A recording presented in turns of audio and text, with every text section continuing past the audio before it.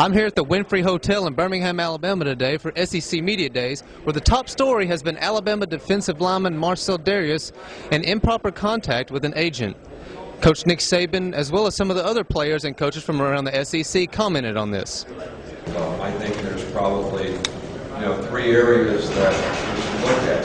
First of all, as institutions, we all have a responsibility to educate our athletes and make good choices and decisions about what they do relative to age. You got to be aware, you got to be real careful.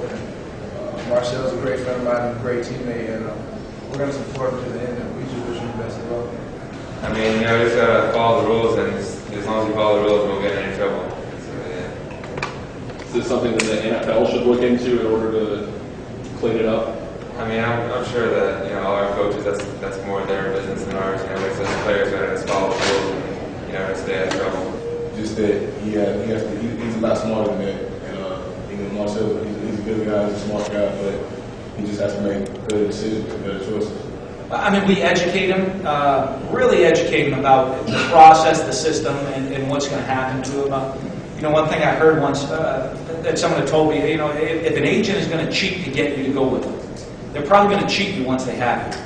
And, just like anything, I mean, if someone's going to cheat to get you, you got to question the integrity of that person. Are they going to have your best interest, or are they going to cheat you in anything in life?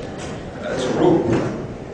All right, so if somebody talked to Marcell Dareus, which I don't know if they did or didn't, but if they did, they violated their own rules. It's been a concern for a long time, and I think it's being exposed. I'm hoping some real positives come out of it, because some very terrible things have happened. It's a matter of who should be more responsible, a 20-year-old player or a 40-year-old man who's supposed to be a professional. And if they quit acting like pimps and act like professionals, we wouldn't have this problem. So it's not the players' issue. The players are being entrapped by all this stuff. SEC Commissioner Mike Slive reiterated the coach's comments on the matter. It's a long-standing problem. It's a national issue. It's not an SEC issue. It's a national issue. And so what I've done today is call for a national strategy, a national agent strategy for college athletes.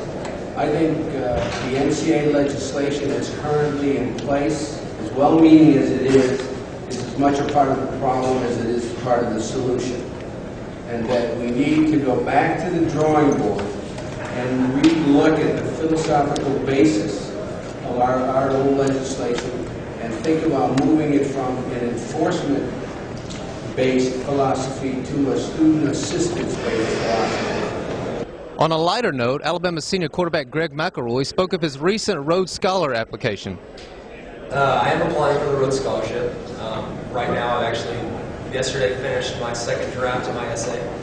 It's 1,000 words, so it's not anything ridiculous in length, but I am applying. Actually, the thing that kind of begun the thought on it was a guy named Ed Mansfield. Dr. Ed Mansfield is a statistics professor at the university. And he had told me, he said, I want you to get in touch with John Burke. I think you can get some candidate from Rhodes.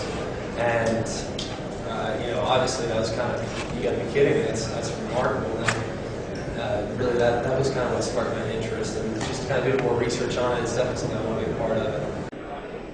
Also, Alabama linebacker Dont'a Hightower commented on his knee, which is newly rehabilitated, and his ability to compete at a higher level since the injury.